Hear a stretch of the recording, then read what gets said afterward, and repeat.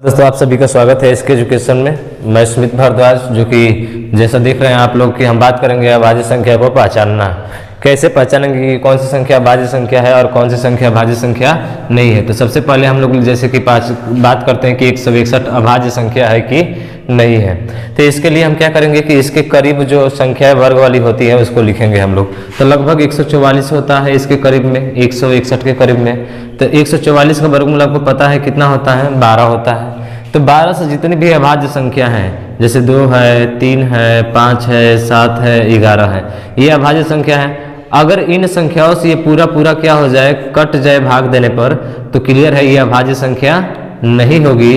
अगर ये पूरा क्या हो जाए, विभाजित न हो, अगर विभाजित न हो इन संख्याओं से, तो हम कह सकते हैं कि 161 क्या है, अभाज्य संख्या है। तो देखते हैं पहले क्या कटती है वास्तव में कि नहीं करती है। तो 2 से भाग करेंगे तो कटेगा नहीं, कटेगा क्योंकि इसका सम होना चाहिए। 3 से भाग करने के लिए 1, 2 और 6, 8, नहीं कटेगा 3 से भी। 5 से कटेगा, 5 से तो लास्ट में 5 चाहिए, 0 चाहिए तब कटता है। 7 से कटेगा, तो देखिए 7 से जब भाग करेंगे आप इसमें तो 7 से ये पूरा कट जाएगा। 7 दूना कितना हो गया, 14, ये बचेगा 2 और 21, 7 का कितना हो गया, 21। इसका मतलब है कि ये संख्या कट रही है, इसलिए विभाजित हो जा रही है। जब विभाजित हो जाएगी तो अभाज्य संख्या नहीं होगी। जब कट जाएगी तो अभाज्य संख्या नहीं होगी, तो ये अभाज्य संख्या नहीं है। उसी तरह से 191 की बात करते हैं हम लोग। 191 की बात करते हैं तो 191 लगभग ये भी किसके करीब में है, 14 के करीब में है, 13 के करीब में है, 13 के भी करीब में है, ये भी है। तो 13 से हम लोग देखेंगे पहले की क्या संख्या, ये कट जा रही है कि नहीं कट जा रही है अभाज्य संख्या। तो 13 का क्या होता है, 2, 3, 5, 7, 11। क्या 2 का भाग जाएगा, नहीं। 3 से कटेगा, 9, 1, 10, 1, 11, नहीं कटेगा। 5 से कटेगा, नहीं। 7 से कटेगा तो 7 दूना का 14, बचा 51, 7 7 49, नहीं कटेगा। क्या 11 से कटेगा, तो 11 एकम 11, 11 से भी नहीं कटेगा। इसका मतलब है कि ये संख्या नहीं कट रही है। जो संख्या नहीं कटती है वही संख्या क्या संख्या होती है, अभाज्य संख्या होती है। कौन सी संख्या, अभाज्य संख्या। तो इसलिए 191 जो होगा हमारा क्या होगा, अभाज्य संख्या होगा। तो ऐसे करके हम लोग पहचान सकते हैं कि कौन सी संख्या अभाज्य संख्या है और कौन सी संख्या अभाज्य संख्या नहीं है। अब इसके आगे बात करते हैं, ठीक है। बात करते हैं अब भाज्य संख्या के बारे में। तो भाज्य संख्या क्या होती है, इसी भाज्य संख्या को हम लोग क्या बोलते हैं, यौगिक संख्या भी बोलते हैं। यौगिक संख्या, इसी संख्या को क्या बोलते हैं हम लोग, संयुक्त संख्या। संयुक्त संख्या। तो ये जो होती है इसके कई नाम हैं आपके, भाज्य संख्या, यौगिक संख्या, संयुक्त संख्या, इसको हम लोग बोलते हैं। तो ये क्या होती है, तो इसकी परिभाषा की बात करते हैं। तो वे संख्याएं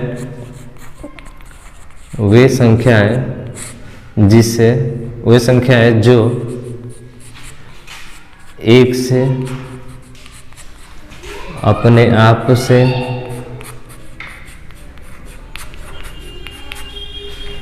तथा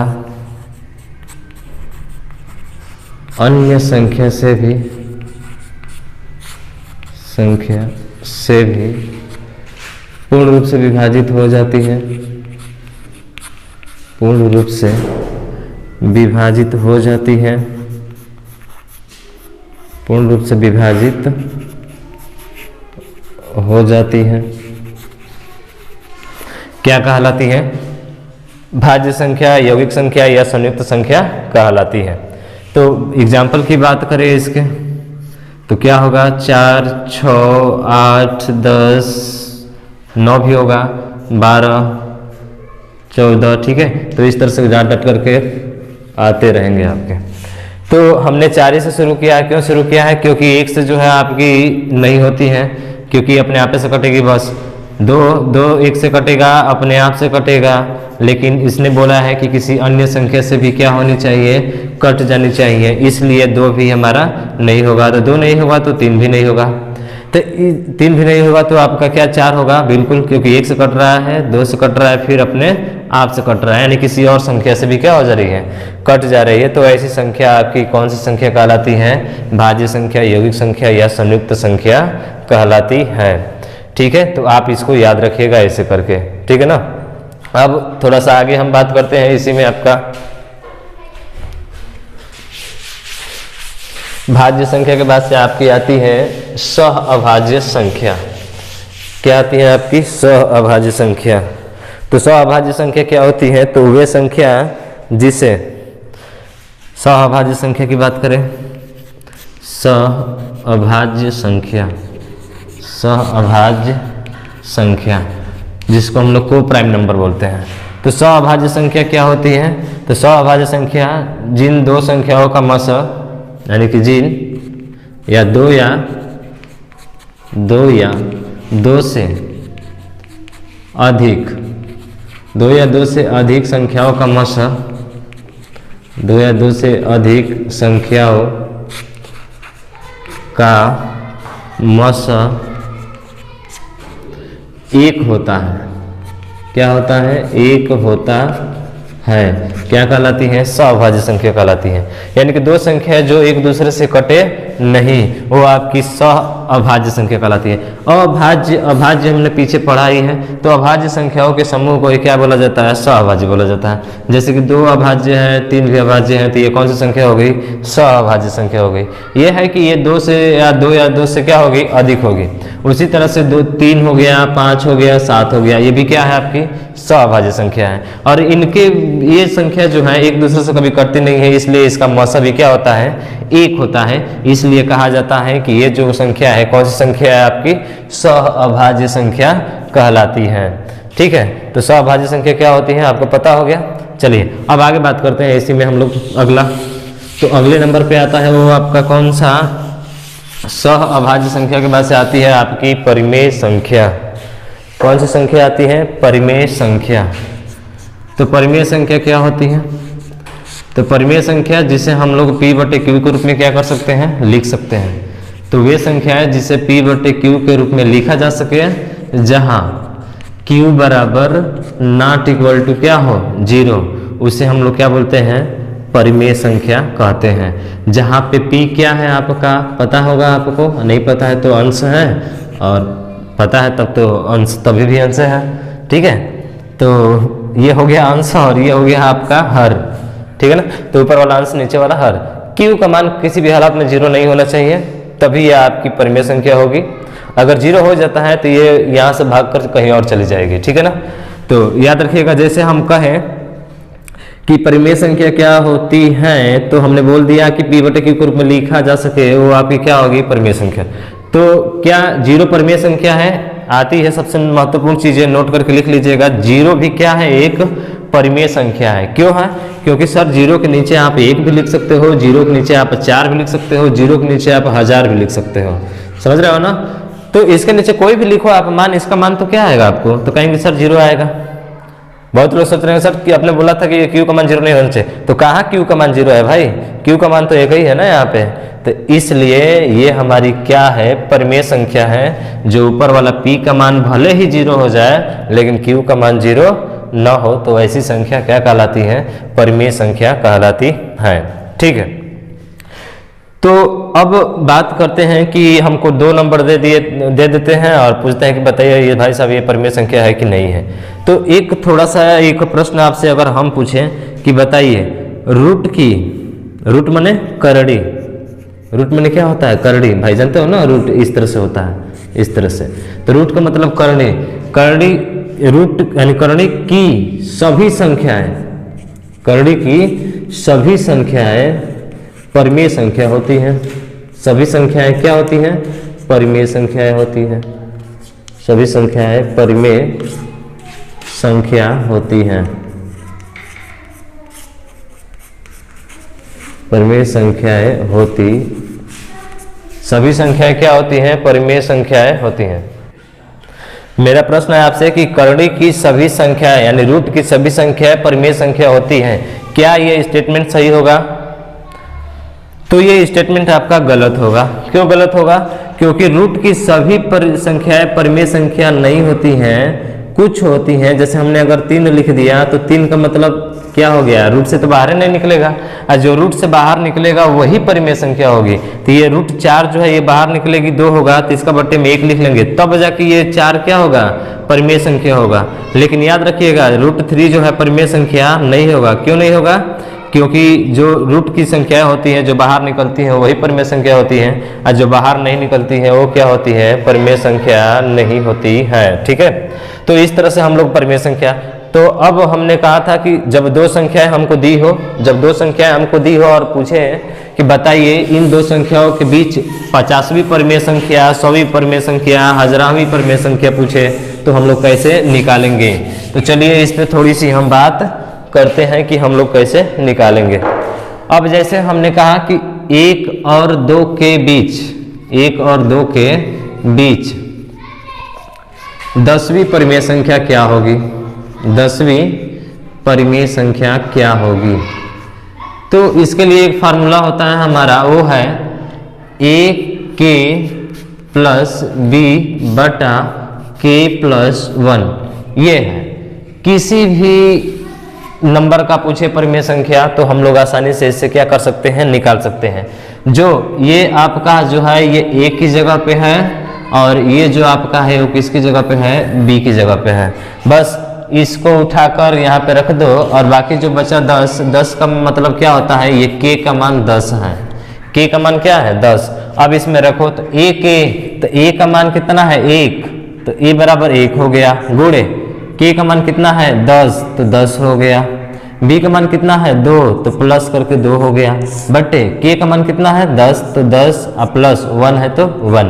बस ये हल कर दो, आपको आ जाएगा। तो 10 से कम 10 प्लस 2 अब बटा 10 और ये कितना होगा 11, तो 10 2 कितना हो जाएगा, ये 12, तो ये हो गया 12 बटे कितना 11। तो इसका मतलब ये हुआ कि जो 10वीं परिमेय संख्या होगी वो कौन सी होगी, 12 बटे 11 होगी। उसी तरह से आपके लिए एक होमवर्क है, आप कीजिएगा इसको कि -1 और -2 के बीच की 50वीं परिमेय संख्या क्या होगी।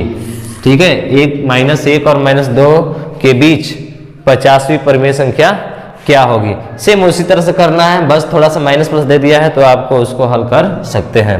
तो कैसे हल करेंगे, तो जो दिया है वो पहला A का मान हो जाएगा, जो दूसरा दिया है वो किसका मान हो जाएगा, B का मान हो जाएगा, और जो परिमेय संख्या 10वीं 12वीं 5वीं 6वीं या 8वीं का होता है तो किसका मान होता है, K का मान होता है। इस तरह से हम पूरे जो है परिमेय संख्या में कितने भी नंबर का परिमेय संख्या पूछे तो उसको जो है हम आसानी से हल कर सकते हैं। क्या ये चीज़ें समझ में आई, बिल्कुल। चलिए उसके बाद से बात करते हैं अगला। अगला हमारा क्या होता है, अपरिमेय संख्या होती है। कौन सी संख्या, अपरिमेय संख्या। दूसरी बात करें तो अपरिमेय संख्या, तो उसी का उल्टा होता है अपरिमेय संख्या। अपरिमेय संख्या क्या होती है, इरेशनल नंबर। तो वे संख्या है जिसे P बटे Q के रूप में न लिखा जा सके, वे संख्या जिसे P बटे Q के रूप में न लिखा जा सके, जहाँ Q बराबर क्या हो सकता है, अब 0 हो सकता है, तो वे संख्या क्या कहलाती है, अपरिमेय संख्या कहलाती है। जैसे हमने 5/0 लिखा, तो 5 बटे जैसे ही Q का मान यहाँ पे 0 आ गया भाई साहब, तो समझ लीजिए कि ये आपकी परिमेय संख्या नहीं है। कौन सी संख्या है, अपरिमेय संख्या है। कौन सी संख्या है, अपरिमेय संख्या है, इरेशनल नंबर है। ठीक है, तो ये चीजें याद रखिएगा। तो वैसे ही एग्जाम्पल की और बात करें तो एक पाई जो होता है, आपने पढ़ा होगा, वृत्त में पढ़ते हैं हम लोग, पाई आर स्क्वायर क्षेत्रफल वाला। ठीक है, तो पाई भी जो है एक क्या है, अपरिमेय है। क्या है, अपरिमेय है। उसके बाद से कुछ रूट की भी संख्या है, जैसे कि 3 हो जो रूट से बाहर नहीं निकले, रूट 5 हो, तो ये आपकी क्या है, अपरिमेय संख्या है जो रूट से बाहर नहीं निकलती है। ठीक है, उसके बाद तो ये हो गया आपका अपरिमेय संख्या, बता सकते हैं। लेकिन याद रखिएगा पाई का ही मान होता है 22/7, ये आपकी परिमेय संख्या होगी। अब ये मत कहिएगा कि नहीं पाई है तो, अगर पाई सिर्फ दिया रहे तब तो अपरिमेय होगा, लेकिन पाई का मान अगर 22/7 कर दे कि 22/7 क्या है, तो ये आपका अपरिमेय है, अपरिमेय कर रहे हैं, ये परिमेय आपका संख्या है। क्यों है, क्योंकि इसको हम लोग P बटा Q के रूप में क्या कर पाए हैं, लिख पाए हैं। तो ये हमारी अपरिमेय संख्या हो गई। अब इसी में एक और चीज आता है जिसको हम लोग बोलते हैं क्या, संपूर्ण संख्या। क्या बोलते हैं हम लोग, संपूर्ण संख्या। अब संपूर्ण संख्या क्या होती है, थोड़ा सा इस पे भी चर्चा कर ले हम लोग। किस पे, संपूर्ण संख्या। संपूर्ण संख्या क्या होती है, संपूर्ण संख्या, परफेक्ट नंबर। क्या बोलते हैं इसको, परफेक्ट नंबर। Perfect number. तो क्या होता है परफेक्ट नंबर, पूर्ण संख्या। तो संपूर्ण संख्या, तो संपूर्ण संख्या क्या होता है कि जिस संख्या को लेते हैं उस संख्या के बराबर, उस बराबर का गुणनखंड, उस संख्या को छोड़कर जो संख्या बची रहती है उसको जोड़ देने पर उसके बराबर आ जाता है, तो क्या कहलाती है? संपूर्ण संख्या कहलाती है। जैसे कहा हमने कि जैसे हमने कहा यहाँ पे 4, तो 4 का गुणनखंड करेंगे, 4 का क्या करेंगे? गुणनखंड। तो कहेंगे कि सर 1 से कटती है, 2 से कटती है आपका, फिर 4 से कटती है। तो इस 4 को छोड़कर, इस 4 को क्या करके छोड़कर बाकी इन सभी को जोड़ो, देखो तो क्या 4 के बराबर आ रहा है? नहीं आ रहा है। इसका मतलब कि ये संपूर्ण संख्या नहीं है। 5 को देखो, 5 तो हो ही नहीं सकता, 1 होता है, 5 होता है, तो 5 को छोड़ दो, क्या 1 5 के बराबर है? नहीं है। बात करते हैं हम लोग किसका? 6 का बात करते हैं, ठीक है। बात करते हैं 6 का, तो 6 किससे कटेगा? तो कहेंगे सर 1 से कटेगा, 2 से कटेगा, 3 से कटेगा, अपने आप से कटेगा। तो इस संख्या को छोड़ दो, बाकी सबको जोड़ दो, देखो तो आ रहा है कि नहीं आ रहा है ये? तो कहेंगे सर 3 2 5 1 6, बिल्कुल आ रहा है। इसका मतलब है कि ये परफेक्ट संख्या है। क्या है आपकी? परफेक्ट नंबर है, पूर्ण संपूर्ण संख्या है। तो इसलिए हमारा आंसर क्या होगा? 6 हो जाएगा। अगर पूछ ले कि 2 अंकों की, ये तो 1 अंक का रहा ना, 1 अंक का रहा। अगर पूछ ले 2 अंकों की परफेक्ट नंबर बताओ क्या होता है, तो याद रखिएगा 2 अंकों का होता है वो कितना होता है? 28 होता है, ठीक है। 2 अंकों की संपूर्ण संख्या अगर पूछ ले तो क्या होती है आपकी? 28 होती है। तो मुझे आशा है कि ये पूरा चीज़ें जो है आपको अच्छे तरीके से समझ में आई होगी। अब इसके आगे जो आता है वो आता है अब हमारा कौन सा?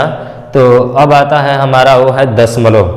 क्या है? दशमलव आता है। अब दशमलव में हमको पढ़ना है, और दशमलव में हम लोग क्या क्या पढ़ेंगे जरा उसके बारे में अब बात करते हैं, ठीक है। तो ये हमारी संख्याएं के बारे में हो गए। जितनी भी संख्याएं बनती है इस पे उस सभी संख्याओं को हमने डिस्कस कर लिया है।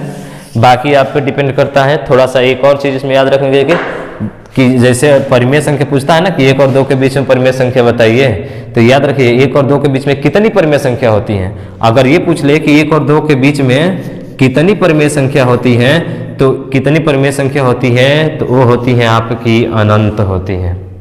समझ लीजिए, ध्यान रखिएगा कि 2 परिमेय संख्याओं के मध्य कितनी संख्याएं होती हैं, तो अनंत होती है, उसकी कोई सीमा नहीं है। 1 ही हो सकती है, 1000 हो सकती है, करोड़ों हो सकती है, समझ रहे हो ना। जितना चाहेंगे उतना निकल सकती है। इसलिए 2 परिमेय संख्याओं के मध्य जो परिमेय संख्या होती है वो अनंत होती है। क्या होती है? अनंत होती है। अब बात करेंगे हम लोग दशमलव के बारे में। देखिए जरा ध्यान से, दशमलव क्या होता है। अब हम लोग दशमलव संख्या की बात करते हैं। दशमलव संख्या, अब दशमलव आप जानते हैं कि जब किसी नंबर से हम लोग भाग करते हैं तो कुछ स्थान तक जाकर कट जाता है या फिर वो बार बार रिपीट होने लगता है, तो वैसी संख्या दशमलव संख्या कहलाती है। ये दशमलव संख्या जो होती है आपकी 2 प्रकार की होती हैं। एक होता है शांत दशमलव, एक होता है शांत दशमलव, और एक होता है आपका अशांत दशमलव। अशांत दशमलव, ये 2 होती हैं। फिर अशांत दशमलव जो होता है ये 2 भागों में बट जाता है, और पहला भाग जो इसका होता है अशांत आवर्ती दशमलव, अशांत आवर्ती दशमलव, और दूसरा जो होता है आपका वो होता है क्या? अशांत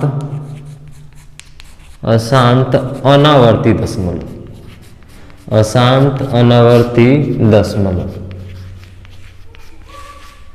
अशांत अनावर्ती दशमलव, ये होते हैं हमारे। एक शांत दशमलव, अशांत दशमलव। अशांत दशमलव 2 प्रकार का होता है, एक अशांत आवर्ती दशमलव, एक अशांत अनावर्ती दशमलव।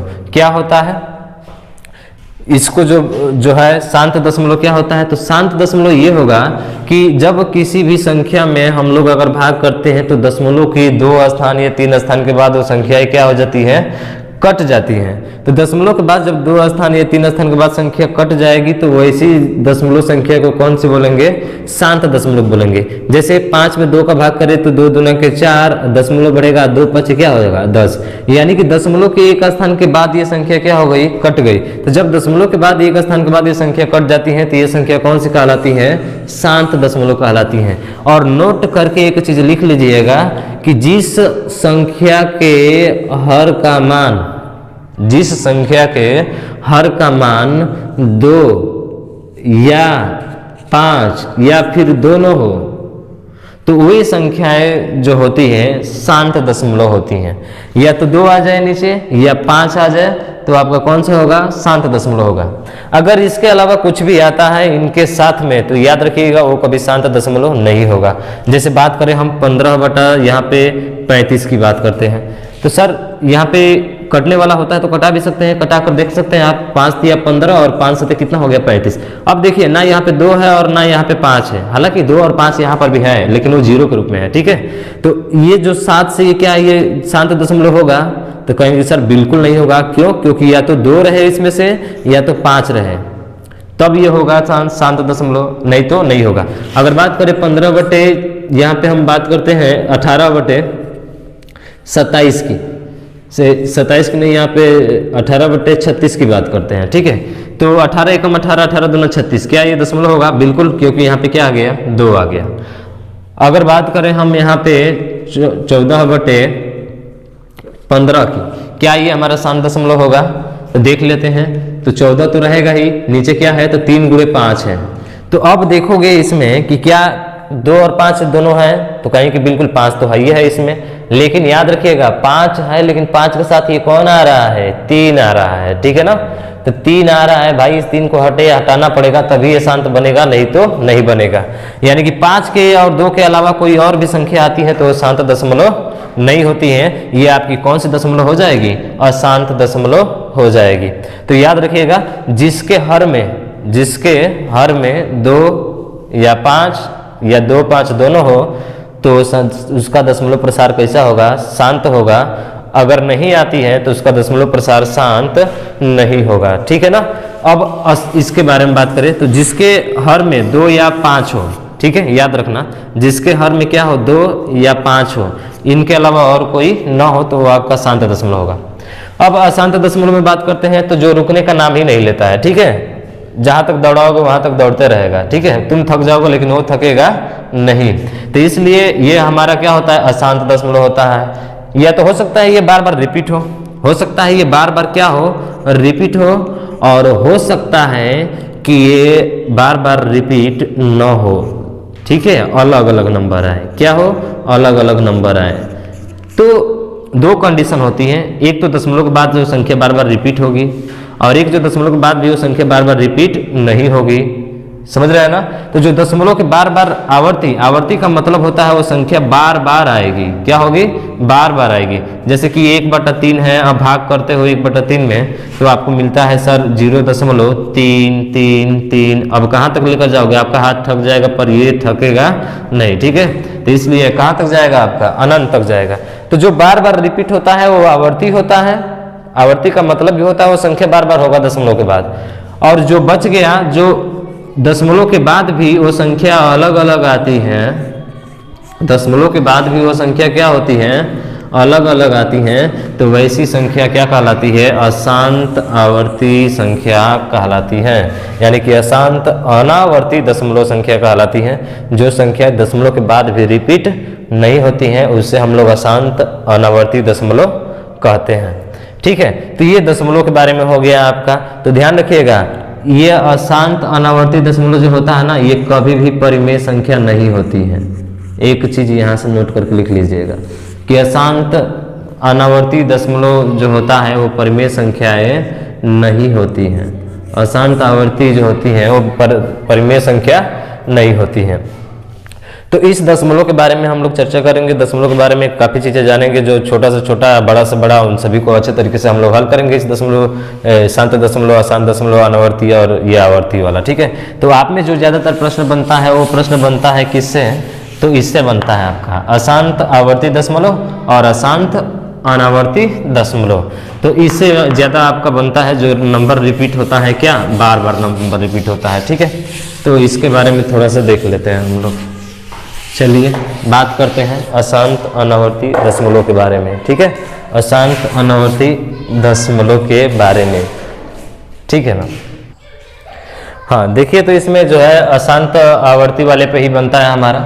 जैसे कि हमारा नंबर आ जाए क्या कि 1.333333, ये आगे ये वाला मान दिया रहेगा, इस तरह से पूछेगा कि बताइए इसका मान क्या होगा।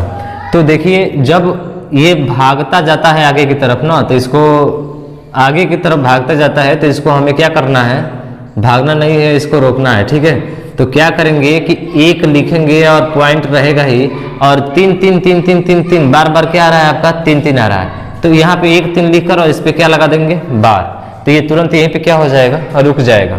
बस अब कुछ करना नहीं है, यहाँ से सीधा क्या करेंगे हम लोग कि पूरा 13 है तो 13 लिखेंगे, जितने के ऊपर बार है उतना नीचे क्या लिखेंगे 9, और जितने के ऊपर बार नहीं है दशमलव के बाद उतना 0 होगा लेकिन वो तो नहीं है, तो 9 लिखेंगे, और उसके बाद से जो बचा है इसके पहले उसको घटा देंगे, तो 1 घटा देंगे, कितना बचेगा, तो सर 12 बटे कितना होगा 9। बस अब इसको घटा दीजिए, यही आपका आंसर हो जाएगा। 3 चौके 12 और तितली का 9, तो 4 बटे 3 ही क्या होगा आपका आंसर होगा। ठीक है, अगर इसको विस्तार में चाहते हैं कि करना तो उस तरह से भी कर सकते हैं। हम लोग क्या करते हैं कि मानते हैं कि माना कि x बराबर क्या है 1.3 और इस पे बार लग जाएगा। अब इसमें एक स्थान के बाद दशमलव है ना, और 1 पे बार है तो 10 से गुणा करते हैं, तो दोनों पक्षों में 10 से गुणा करेंगे तो 10x बराबर, इसको जब गुणा करते हैं तो ये 13 दशमलव क्या हो जाता है 3 के ऊपर बार आ जाता है। अब गुणा आना चाहिए, ये पूरा हम जो है पूरे अच्छे तरीके से आप पढ़ाए हैं इसमें, अगर आप पढ़ना चाहेंगे तो यहाँ से पढ़ सकते हैं। ठीक है, आप पढ़ना चाहेंगे तो यहाँ से क्या कर सकते हैं, पढ़ सकते हैं।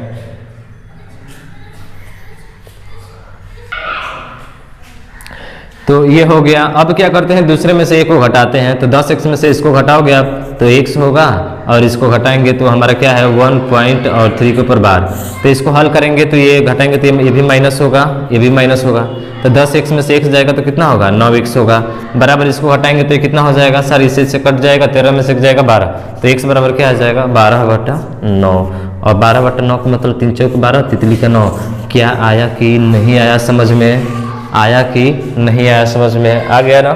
तो डायरेक्ट हमें करना है इसको, हमें एग्जाम में उतना टाइम नहीं होता कि हम x मान के इसको हल करें। ठीक है, लेकिन हाँ आपको दो चीज मेथड बताया जाएगा, 2 के अलावा 3 4 या 5 भी मेथड आता है तो वो भी आपको बताया जाएगा। ठीक है, कोई भी ऐसा नहीं होगा कि छूटेगा, चाहे आपको x वाला अच्छा लग रहा है आप इससे हल कर सकते हो, चाहे ये वाला अच्छा लग रहा है आप इससे हल कर सकते हो। अब बात करते हैं कि सर अगर 1.34 के ऊपर बार आ जाए तब क्या करेंगे, 3 5 के ऊपर वही काम करना है। आप लिखोगे 135 पूरा लिख लो, दशमलव के बाद कितना के ऊपर बार नहीं है, इधर अभी देखो दशमलव के पहले वाला, इसको घटा लो आप, उसके बाद से कितने पे बार है तो 2 पे बार है तो 2 9 नीचे लिख लो, बस आपका आंसर आ गया। 135 में से घटाएंगे तो कितना होगा 134, अब 99 है तो 99, अगर कटने वाला है तो कटा दीजिए, नहीं कटने वाला है तो बस रहने दीजिए, तो यही आपका क्या हो जाएगा आंसर हो जाएगा। ठीक है, अगर बात करते हैं कि 1.73 और इसके ऊपर बार रहे तब क्या करेंगे, तो वही चीज़ है, पूरा पहले नंबर लिखिए, तो पूरा नंबर लिखेंगे 173, कितने के ऊपर बार नहीं है उसको घटाइए, 17 के ऊपर बार नहीं है तो 17 घटाइए इसमें से, फिर बटे अब कीजिए। इतना काम करने के बाद पहला काम जितने के, पहला काम तो पूरा नंबर लिखना है, नंबर लिख लिए पूरा, उसके बाद से जितना के ऊपर बार नहीं है उसको क्या करेंगे घटाएंगे, उसके बाद नीचे बारी आती है तो जितना के ऊपर बार रहता है, जितने अंक के ऊपर बार रहता है उतना 9 लिखिए, उतना क्या लिखिए 9 लिखिए। अब दशमलव के बाद जितने के ऊपर बार नहीं है उतना 0 लिखिए, तो 1 के ऊपर नहीं है तो 1 0 लिखिए, बस अब इसको इसमें से घटाकर इसको रख दीजिए, आपका आंसर आ जाएगा। तो 13 में से 7 जाएगा 6 में से 1 जाएगा 5 और ये 1, तो 156 बटे कितना हो जाएगा 90 हो जाएगा। कटाना चाहते हैं कटा सकते हैं, 2 से 2 7 14, 2 8 16 बटे 2 से कितना बार में 45 बार में, समझ रहे हो ना। फिर 3 से कटाना चाहो कट जाएगा, तो 3 दूना के 6, 3 से 18 और 3 एकम 3, 3 5 15, तो ये आ जाएगा 26 बटा कितना 15 आ जाएगा। तो इस तरह से जो है हम पूरा इसको क्या कर सकते हैं हल कर सकते हैं।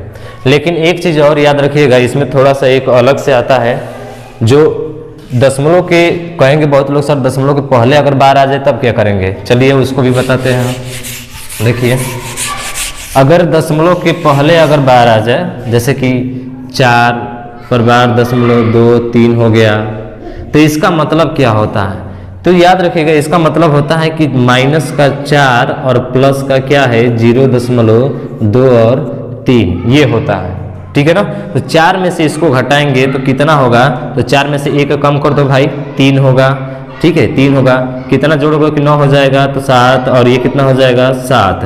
तो ये जो आपका आंसर होगा क्या, माइनस का 3.77, और इसी को चाहोगे तो लिख सकते हो 3 के ऊपर बार 0.77। क्या चीज़ें समझ में आई हैं? बिल्कुल। तो ऐसे आप इसको भी हल कर सकते हो। तो जब भी उसके ऊपर अगर बार लग गया ना, तो ध्यान रखिएगा दशमलव के पहले लगा है, इसका मतलब माइनस होता है। क्या होता है? माइनस। और जो उसके बाद है प्लस करके लिखेंगे, घटा देंगे, इतना आएगा। फिर चाहेंगे तो इस माइनस को ला जाकर ऊपर क्या कर सकते हैं, रख सकते हैं, तो ये हो जाएगा हमारा। ठीक है, ये आया हुआ प्रश्न है आपका। फिर इसी में अब थोड़ा सा आगे और हम बात करें कि सर अगर इस तरह से आ जाए हमारा, तो हम क्या करेंगे, जैसे कि 1.2 के ऊपर बार प्लस 4.6 के ऊपर बार प्लस 9.8 के ऊपर बार, तो कैसे हल करेंगे? तो वैसे ही पता ही आपको कि 12 लिखो, 12 में से 1 घटाओ, अब बटे जितना के ऊपर बार है उतना 9 लिखो नीचे, फिर प्लस करके इसको भी घटाओ, 4 46 लिखो, में से 4 घटाओ और जितने के ऊपर बार है उसको लिखो। या फिर ये तरीका छोड़ो, ये तरीका थोड़ा सा अलग तरीका अपनाते हैं। हम लिखते हैं 1 प्लस 2 बटा कितना हो जाएगा सर, 9 हो जाएगा, क्योंकि 1 के ऊपर बार है ना। उसी तरह से प्लस 4 लिखो, प्लस 6 के ऊपर कितना बार है, 1, तो 6 बटा क्या हो जाएगा 9, प्लस लिख सकते हैं ना इसको 9 और प्लस 8 बटा कितना हो जाएगा 9 हो जाएगा। तो आपको पता है 1 4 5 और 5 और 9 कितना हो जाएगा 14, प्लस देखिए 9 9 9, तो जब हर समान हो तो ऊपर वाला ऐसे ही क्या हो जाता है, जुड़ जाता है। तो 2 6 8 और 8 कितना हो जाएगा 16, तो 16 बटे कितना हो जाएगा 9। अगर इसको सही में लिखना चाहते हैं तो ये हो जाएगा 14 सही 16 बटे 9। देखिए जब यहाँ पे ऐसे प्लस रहता है ना और इस तरह रहता है ना, तो डायरेक्ट इसके पास लाइकर सटा दो और उस जो बट्टे में है उसको वहीं पे रख दो, आपका आंसर क्या हो जाएगा, आ जाएगा। तो ये रहा आपका दशमलव के बारे में। तो इतना चीज़ें जो है हमने पूरे अच्छे तरीके से डिस्कस किया है। मुझे आशा है आपको समझ में आया होगा। अगर आपको समझ में आया होगा तो आपसे निवेदन है कि इस वीडियो को ज़्यादा से ज़्यादा शेयर और सब्सक्राइब कीजिएगा, ताकि मैथ जो है, जो पढ़ने वाले लड़के कमज़ोर हैं वो अच्छे से अपने मैथ की तैयारी कर सकें।